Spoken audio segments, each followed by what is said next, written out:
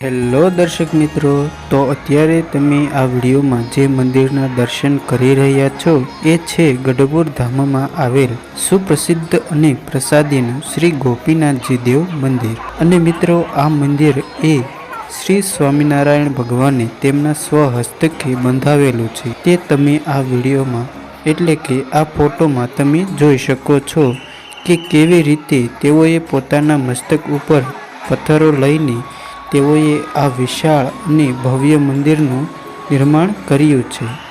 આથી દર્શક મિત્રો, આ મંદિરે ઘણા બધા દર્શનાર્થીઓ ખૂબ જ દૂર દૂરથી અહીંયા શ્રીજી મહારાજના પાવનકારી દર્શન કરવા માટે આવે છે અને તેઓ દર્શન કરીને ખૂબ જ ધન્યતાઓ પણ અનુભવે છે।